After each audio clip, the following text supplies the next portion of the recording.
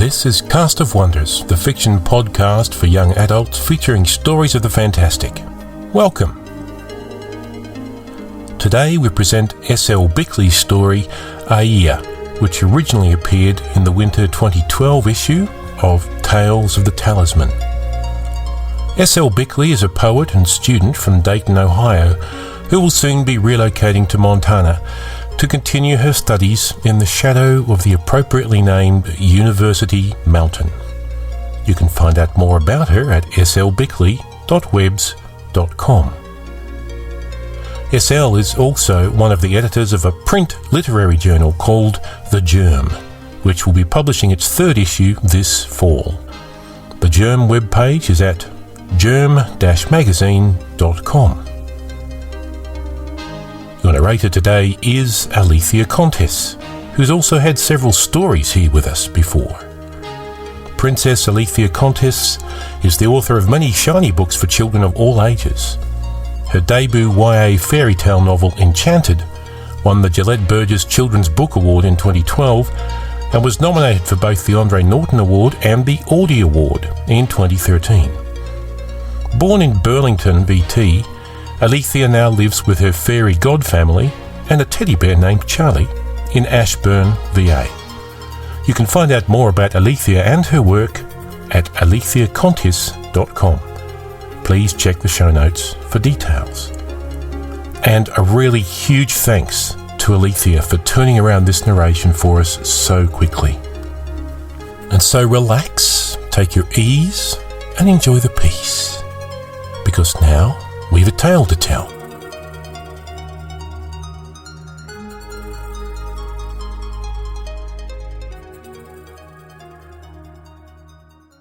Ieia by S.L. Bickley. Even after 7 years living out in the country, Palfi didn't know how to sense the seasons. But she knew the autumn equinox had not come yet, for she had no visitors in a week or so. People always came flocking when the seasons turned. Autumn and its pilgrims could stay away forever for all she cared. She didn't need donations. She already had plenty of shelf bread and plenty of wine and a good store of donated silver, which she had few opportunities to spend. And the only things a visitor might give her, apart from bread and wine and silver, were irritation and trouble. She sat at her devotions nonetheless, partly because someone was sure to arrive the moment she abandoned her facade, and partly because the grove was a pleasant place, and Ieia, the goddess statue, was better company than most real people. She pulled an eyeberry from the branch in her lap, bit a small hole in it, and sucked. There was a technique to getting the juice out while leaving the sharp seeds, and, like any mastered skill, it pleased Palfi to execute it perfectly. Another branch of berries sat on the statue's base block, atop a blotchy pink stain, the record of many fruit offerings. Eating in the grove looked less irreverent if the statue had something to eat, too. Palfi flicked the spent berry skin into the grass and peered up at the statue's white stone face. On the block it was 2 feet taller than Palfi, so when she looked at it from a seated position, the face was all nose and chin. The eyes, unfortunately, were not completely hidden. They were made of clear amber and set in such a way that, even in the dimmest light, they seemed to glow. Palfi sometimes caught herself superstitiously imagining that there was a consciousness behind them. When she had first come here, she had always cast her gaze down when entering the clearing so that she wouldn't have to look into the eyes. Now it did not matter. From the back of the clearing, they were too blurry to discern. She was glad she had gotten out when she did. A nearsighted thief could never make good. "I think I'm going to take a nap," she said to the statue, smiling at herself, as always, for talking to the silly thing. "Keep 'em away for now, huh?" The eyes glowed, as always. The nose and chin, as always, did not move. Ieia watched herself through Palfi's eyes, knowing that she saw more than Palfi did. With senses reduced to vision and hearing, and with her observer's thoughts largely hidden from her, the goddess was free to concentrate on the small, beautiful details of her surroundings. The hour-by-hour creep of the shadows over her face, the day-by-day yellowing of the leaves above and behind her, the year-by-year widening of the juice stain on her plinth. It was a slow existence, full of quiet. Palfy seldom stayed more than a few hours at a stretch. The rest of the time, Ieia was alone with her thoughts, blind except for the dim, inconstant perception of woodland animals. Palfy's view shifted, tilted. She was looking high into the trees now, and only the top of Ieia's head remained in view, bobbing over the horizon of her vision.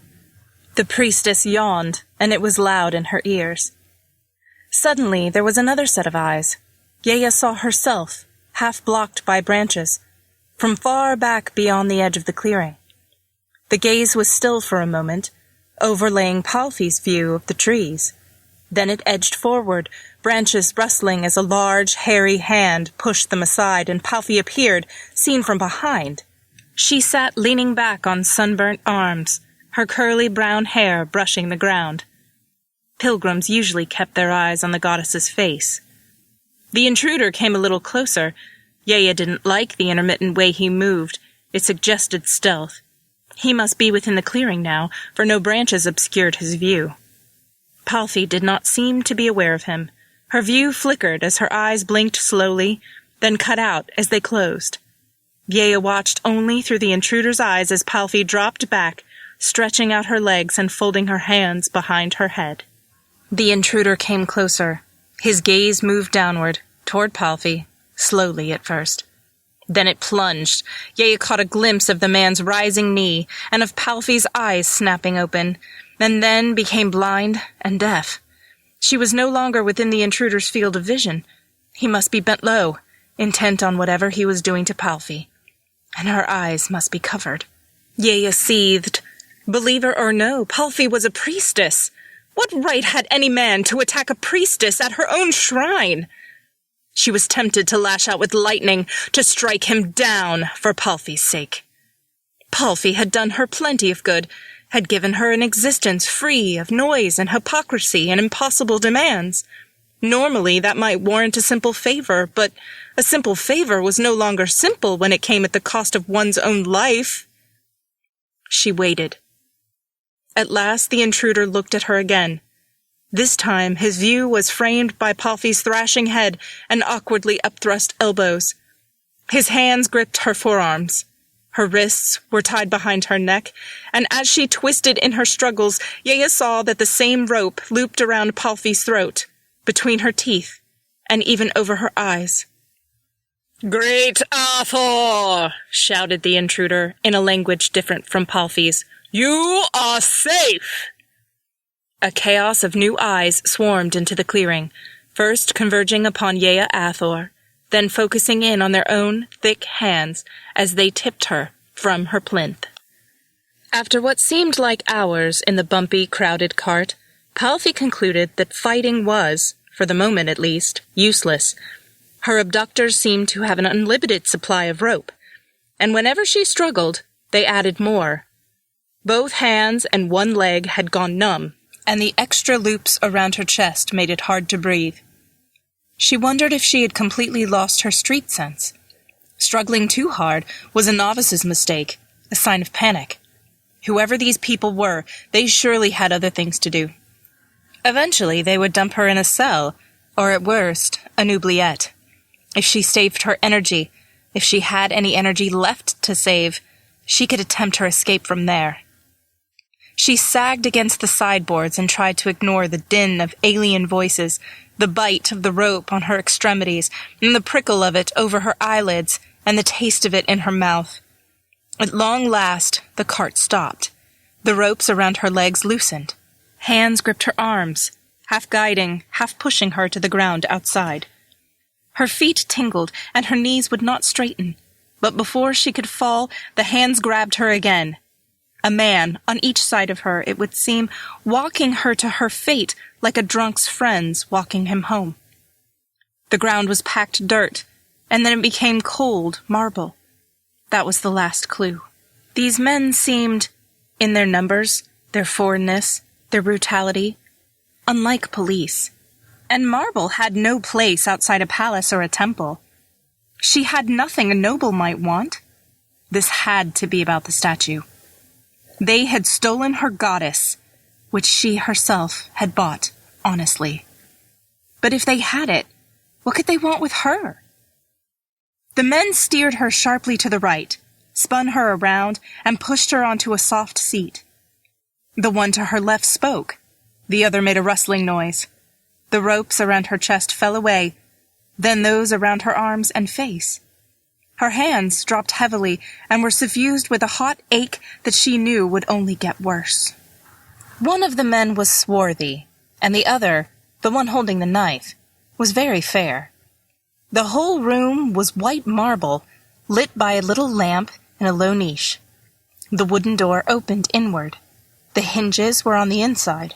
The room had not been designed as a prison. The men gabbled their gibberish at each other and backed away. Palfi remained still.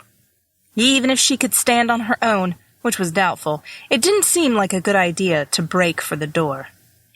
They backed out and locked her in.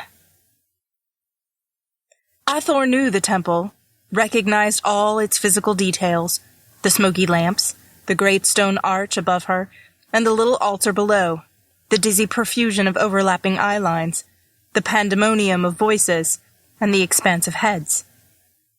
What was new was how depressing it all seemed. If the worshippers returned to their old habits of devotion, she sighed inwardly. A great crowd like this, once a day, sometimes twice. At least 3 people in the sanctuary at all times. No sunlight, no rain or night or seasonal change, no solitude or rest. The only variables in her routine would be how many eyes she had to look through and which long-winded prayers she had to endure. Athor watched from 1,000 angles as a tall woman emerged from the congregation, wearing long robes cut similarly to Palfi's but bleached an unnatural white. The woman stopped at the altar. She raised her arms. Her head fell back, black hair bunching in the crease of her neck. Athor found, and, with effort, isolated the priestess's gaze. Straight up it was, and fixed on Athor's face, which seemed to be all nose and chin. "O great Athor!" the priestess shouted, and the congregation contributed a burst of wordless nasal chant. The priestess continued, "We plead your mercy and forgiveness for abandoning you to exile, and we pledge that never more shall you be dishonored by an infidel's prayer. We who are pure of heart and truly prepared," and so forth, and so on. Athor composed a litany of her own, addressed to fellow deities who almost certainly were not listening. "I didn't believe you. You called it a fate worse than death, and I didn't believe you, because I was happy stuck in this statue, happy with the damned death cult, and happy with these people, and happy being shuttled around the market, and happiest of all with Palfi. Was that your doing, making my existence better and better by increments, so gradually I didn't realize how content I was, and then pulling it away? Did you plan it all? When you left me with the possibility of one last act, did you know I would be tempted to use it?" "Great Athor," said the priestess, "you shall never endure another moment separated from our fervent prayers." And the congregation moaned. "This isn't punishment. This is extermination. You were planning to get rid of me all along." Outside the high window, darkness fell. The flaming, oil-soaked cushion was now the room's strongest source of light, and it was mostly consumed. Palfi knelt before the door and picked up another shard of the smashed bone lamp. This piece was smaller than the one she had been using, but also blunter. With any luck, it would have enough push to shoot the pins out of the hinges. She rewrapped her right hand in a torn-off strip of her robe, positioned the shard underneath the pin of the lower hinge, and jammed upward with the heel of her padded hand. 1, 2, 3 times. She had waited for the ache in her hands to go away before she began her work, but now it was returning. This job shouldn't be so long or so hard. In younger days, she thought, it would have presented no challenge at all. She was losing her touch. Was that because she was out of practice, or was it just her age? Hard to tell. She'd never met a fellow thief who'd lasted long enough to become either idle or old. Maybe, at some point, your time was just up. No profit in thinking like that. She rubbed the shard on her robe, trying to get more of the oil off, and then repositioned it. 1, 2, 3. 1, 2, 3. 1, 2, 3. 1, 2, there. The pin moved up, just incrementally, but getting it loose was always the hard part. She settled the bone into the new hollow at the bottom of the hinge and pressed her hands together, palms up, the left underneath the right. A few minutes of pushing, and the pin was almost out. She peeled away the fabric and gripped the top of the pin with her bare hand. It came straight up. That was it for the lower hinge. She glanced at the burning cushion. She would have to make quick work of the upper one. Footsteps sounded on the other side of the door. Palfi stiffened, holding her breath, waiting for them to pass. They didn't pass. They stopped. A key grated in the lock. Palfi had an urge to stamp out the flame, but that would not hide the escape attempt for long. Instead, she stepped back and held up her hands. The door creaked open, sagging on its one intact hinge. It swung across the cushion, extinguishing it. Light from the corridor shone in. 2 women entered. "Please come with us," said the one on the right. She had an accent. "It would be wrong to resist." The other stood by, expressionless, waiting. Evidently she did not understand what her companion was saying. Palfi looked down at the broken lamp, the discarded pin and the smudge of soot. Her time was up. "All right," she said. Right said something to Left in their own language, and Left produced a pair of handcuffs from a fold in her robe. "You don't need to restrain me," said Palfi. "I'll come on my own." "You will forgive us if we do not believe you," said Right. "Sure," said Palfi. "I'm very forgiving." She smirked. "It's a priestess thing." She lowered her arms slowly. Right nodded. Left stepped behind Palfi and secured the cuffs around her wrists. The 2 women moved into place beside her. Each laid a hand lightly on her shoulder, and the 3 stepped into the corridor. "Are you allowed to tell me why I'm here?" Palfi asked Right. "Ask specific questions. I may answer them." "Did you take my statue?" asked Palfi. "We returned great Arthur to her home." "I'll take that as a yes. Look, I want you to know that I'm not the one who stole it from you. I bought it fair and square, and I didn't know anything about where it was before." "That does not matter." "I didn't think it did. I just wanted you to know." "And now I do," said Right. "Is there anything else?" "Yes. What are you going to do to me?" "We are going to sacrifice you. The sacrifice of infidels pleases great Athor."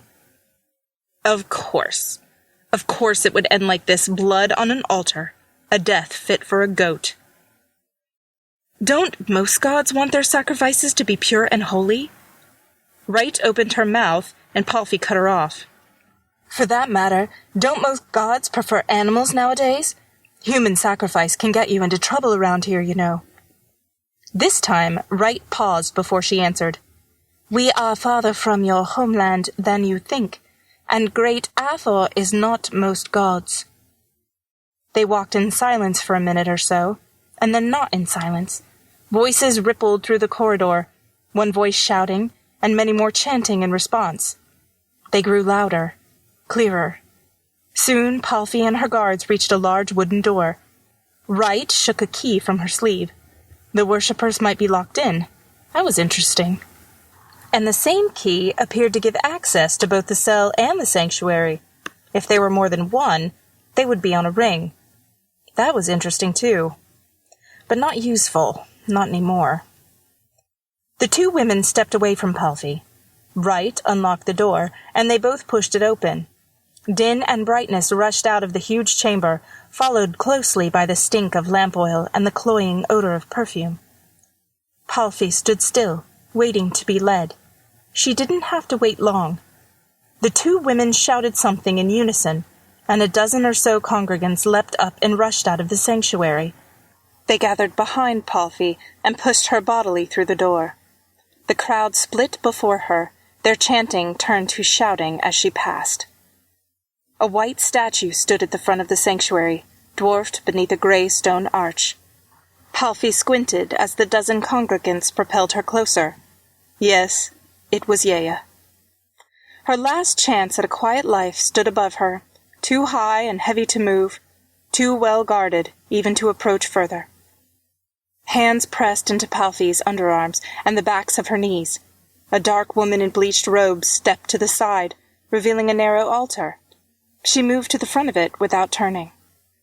The altar was coarse white stone, unstained. Palfi wondered what that meant. The hands raised her and then dropped her. She sprawled onto the stone. Her hands strained at the metal cuffs, and she threw her shoulders back trying to keep her balance, but it was no use. Her chin cracked painfully against the hard surface, and her breasts squashed beneath her. She lay in pain for a few moments, sucking in the hot, thick air, and trying to ignore the noise. Better to die with a little dignity, to at least face the thing that had gotten her into this mess. She rolled onto her side and used her elbows to push herself into a sitting position, then scooted around to face the statue. Something touched her chest and she glanced down. The woman who had brought her from her cell stood on either side of her, a white cord stretched taut between them. They raised it toward her neck. She backed up a few inches, realizing the action was useless. Go back far enough, and she would just fall off the altar. The woman yanked the rope against Palfi's throat, and she fell supine, the handcuffs digging into the small of her back. All she could see was Ieia's weathered face beneath the great stone arch.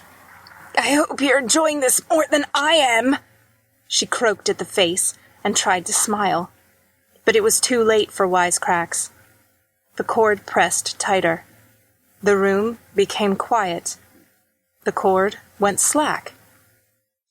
Air passed into Palfi's windpipe again.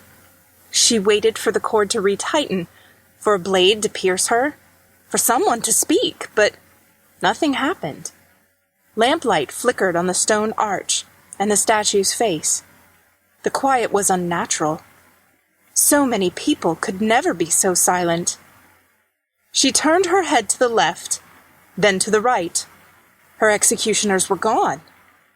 She sat up slowly and twisted to look back at the room. Everyone was gone. She started, and her hands pulled apart. One of the cuffs had come loose. She dragged herself to the front of the altar, dropped to the floor, and stood for a minute, rubbing her throat with one hand and her abraded wrist with the other. And she turned, surveying the room. It looked larger now that it was empty. The foot-worn rock floor spread out like a fallow field, and the vaulted ceiling rose dizzyingly high. The door at the back was shut. Not a shoe or garment remained, only the burning lamps and the strangling cord. And what was that next to it on the floor? Palfi bent to pick it up. A key. The key. She rose and turned back, and her eyes came level with Ieia's bare feet. "Did you do this?" she whispered. It seemed like a foolish question. Her attackers had disappeared. Her life had been saved. Her hands were free. And she had the run of the temple. Of course the goddess had done it. This hunk of stone, her prop, her tool, her excuse, was a thing of power after all. Palfi's head dropped in sudden reverence, and she whispered the best prayer she could come up with. "I know you are alive now. Please, don't ever let me doubt it." She looked up at the goddess's face. The amber eyes were dim in the lamplight. The nose and chin, as always, did not move.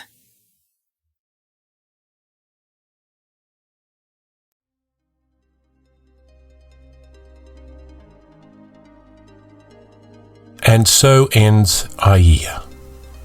Of this story, S.L. says, "The story was inspired by a biblical passage from the apocryphal Book of Wisdom. He provided for it that it might not fall, knowing that it was unable to help itself, for it is an image and hath need of help."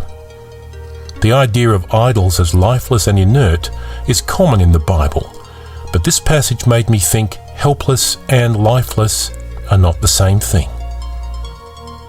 What's your thoughts on the story? Come tell us in the forums.